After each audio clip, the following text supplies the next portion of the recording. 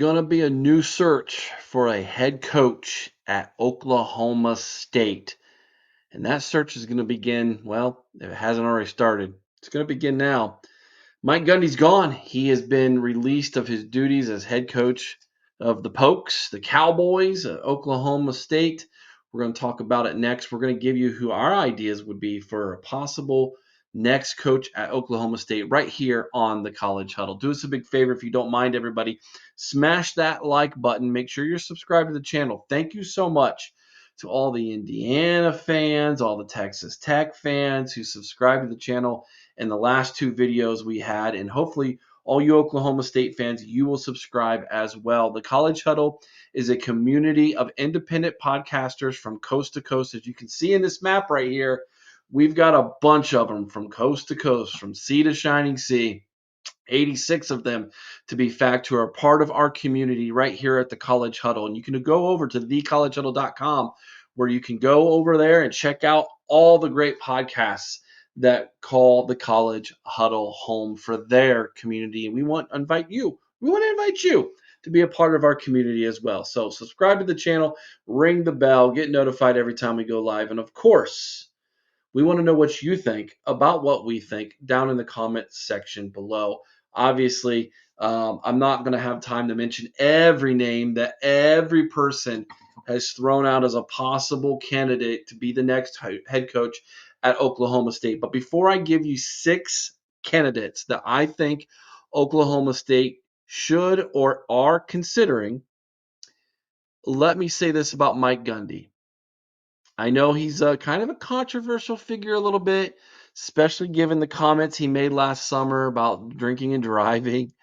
Um, the guy, in my opinion, has always been very truthful. He's the most successful coach in Oklahoma State history. He has a very good bowl record. Has won a lot more than he's lost. He's been to more bowls. He's won more bowls than any other coach in Oklahoma State history. He's won more games than any other coach in Oklahoma State history.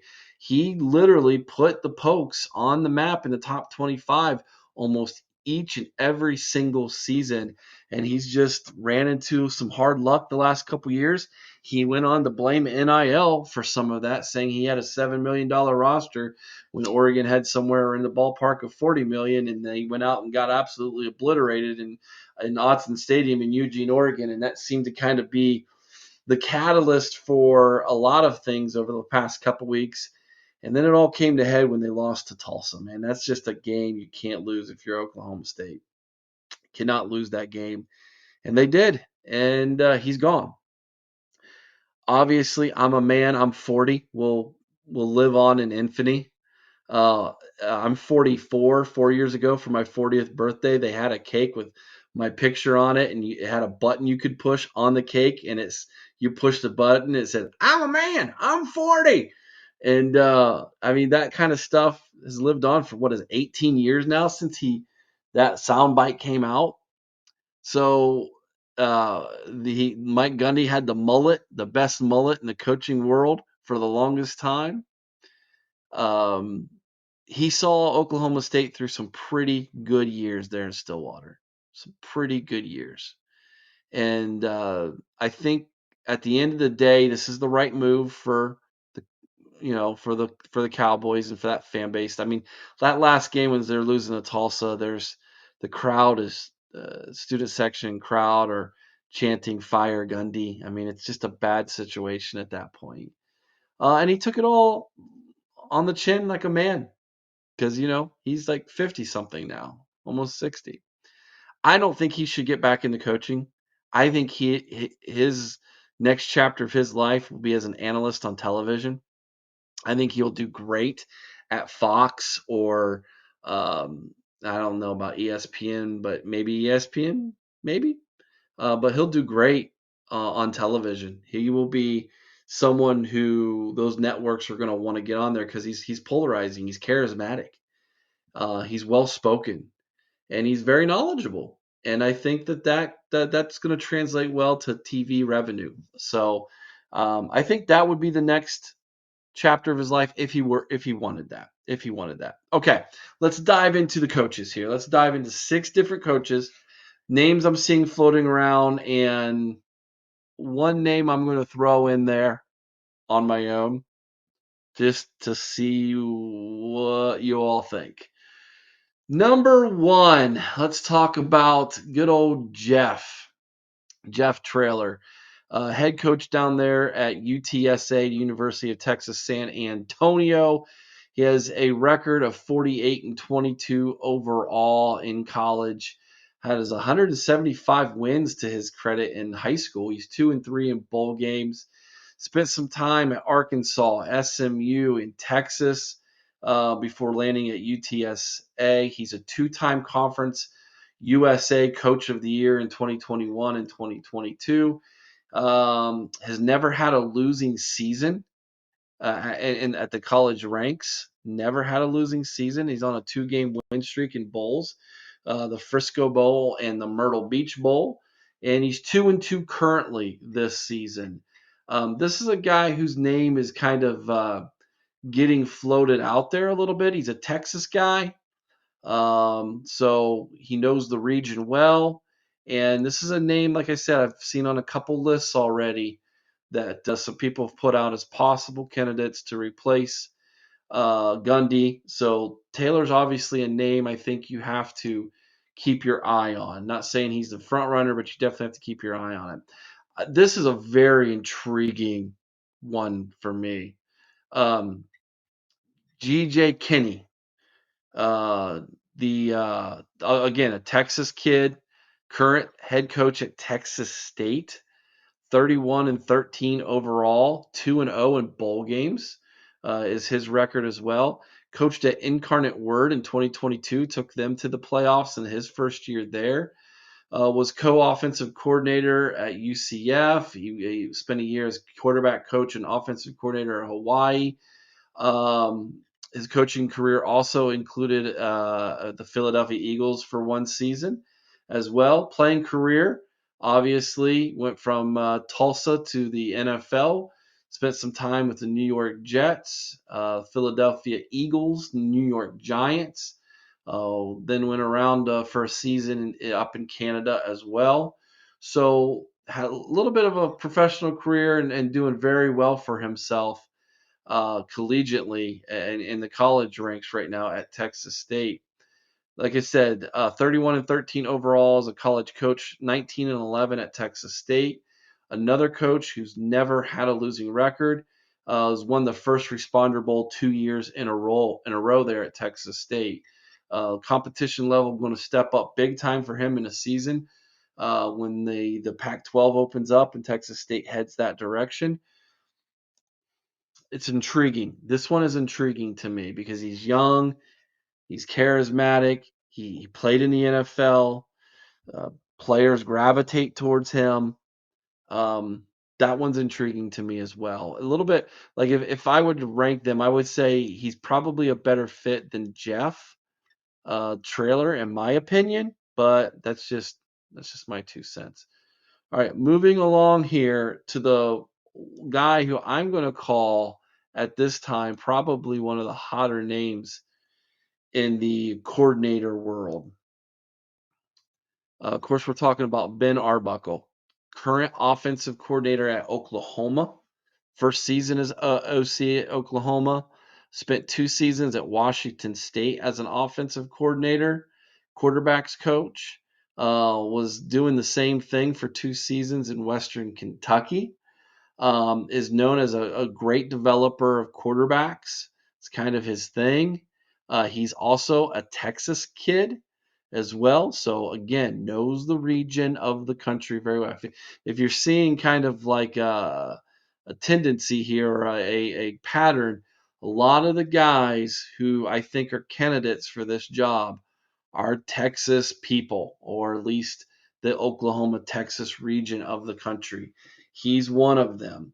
Now, I have another one coming that is not, that we'll get to in a second, but Ben Arbuckle is, again, very young guy. He's only 30 years old. Um, Usually these kind of guys will transition into a G5 school first for a couple years, have success there before they go up to the Power Four. But this is a different situation where Oklahoma State just spent $15 million to get rid of Jeff Gundy. I don't know how much money they're going to want to spend on a big name coach, but this guy could probably do the job for 4 or 5 million starting out and do a doggone good job for you. So that's another name to look at. All right. This next name, again, regionally, like I said, there's one guy regionally. He's not a Texas kid, Texas guy, but he's someone to keep your eye on. All right. Let's talk about Andy Koldenicki. Minnesota is where he's from. Cut his teeth coaching in the state of Wisconsin. Was an offensive coordinator for 5 seasons at Buffalo, where he really got the reputation of being a very good offensive coordinator. He then jumps over to Kansas for 2 years there as well, 21 or actually 3 years, 21 through 23, and helped turn around that Kansas job before last season and a half being over at Penn State and helping Penn State to get to the semifinals of the college football playoff a year ago. And right now, the number two team in the nation in the AP poll, coaches poll. So he's a hot name, especially here in the Midwest and maybe towards the East Coast as a future head coach. I know West Virginia considered him, so he's already interviewed for a job, if I'm not mistaken, and it's only a matter of time before he lands a job. Is it going to be in Stillwater? I got to think he's definitely going to be interested. I think he would definitely take the interview, and I think he would definitely interview well. The question is do they want someone regionally, or are they going to just be like, nope, we're going to go with the best possible candidate, no matter where he's from, someone who's definitely has more experience in the coaching ranks than Kenny does or Arbuckle does, but maybe hasn't had that opportunity to be a head coach yet. He's 45 years young, plenty of time to become that head coach, but now's the time for him. Now's the time. If he's going to be a head coach, he's got to step into it now and have some success. I think he could do it at Oklahoma State. I think he could turn that program around pretty quickly, especially in today's environment with NIL, transfer portal, etc. And he has a very good reputation of being a really smart, intelligent, offensive guy. So it'll be very interesting to see if he would get, and if he does get that opportunity to interview, if he would win the job. All right. Next one is going to be maybe a pipe dream, but there's some ties. Let me explain. Let's talk about Zach Robinson. Yes, he is an alumnus. He played college ball at Oklahoma State from 2005 to 2009. He's originally from the state of Colorado, so he's a regional guy. Um, his playing career included 4 seasons in the NFL as a backup for the Patriots, Seahawks, Detroit Lions, and Cincinnati Bengals. Started his coaching career in 2019 at the Los Angeles Rams, and then the last couple seasons he's now been with the Atlanta Falcons as an offensive coordinator. Do they want to go down the alumni route again? That would be the question. Gundy played at Oklahoma State, was a quarterback at Oklahoma State. Is this Gundy 2.0? The NFL coaching experience has got to feel interesting to them. Plus, he knows the program, knows, the area, but he hasn't coached in college before. So that's one of those things I think you have to be very cognizant of that. I don't know how much Bill is hurting things over there in North Carolina for the NFL to college ranks of things, but it does work out sometimes. And would it work out here? He's young enough, I think, to where he can make an impact. He's only 38 years old. So, and he's been in coaching now for 6 seasons. So it's like he doesn't. It's not like he doesn't know how to coach. He's done very well climbing the ranks. was an assistant quarterbacks coach, an assistant wide receivers coach. He was a pass game coordinator and a quarterbacks coach, and now he's an offensive coordinator.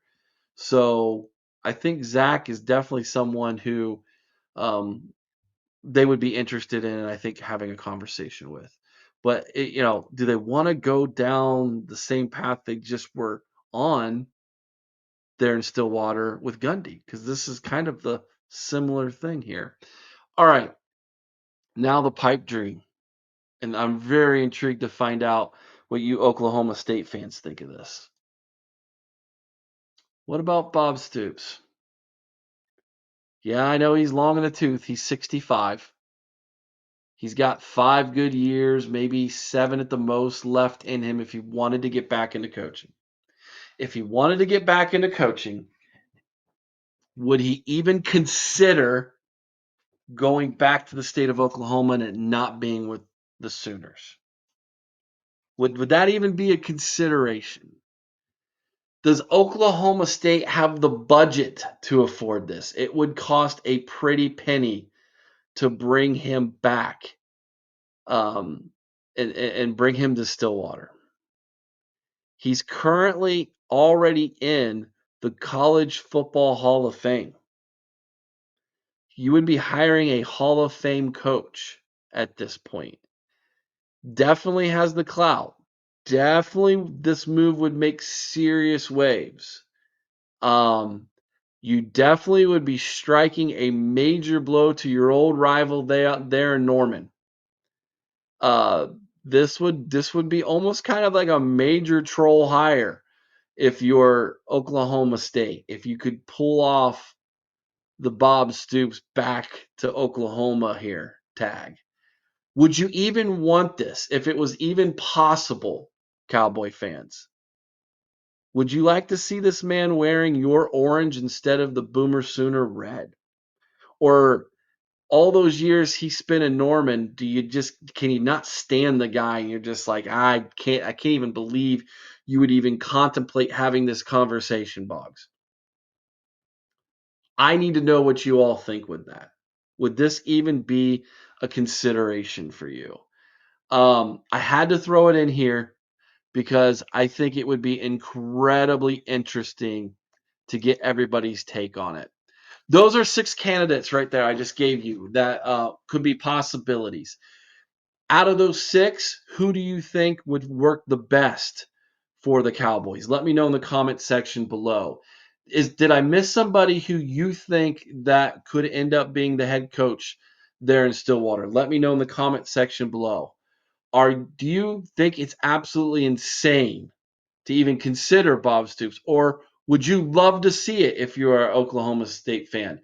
If you're an Oklahoma Boomer Sooner fan, what do you think about that? Do you think that that's sacrilegious? Let me know what you think in the comment section below. And please, again, please consider subscribing to the channel. Let's continue to grow our community, everybody. We'll have another video here shortly. So ring the bell, get notified so you don't miss it when another one is dropped on your lap, everybody. Thanks for watching, everybody. We'll keep our ear to the ground on this one. We'll have some videos about this very soon for y'all here on the College Huddle.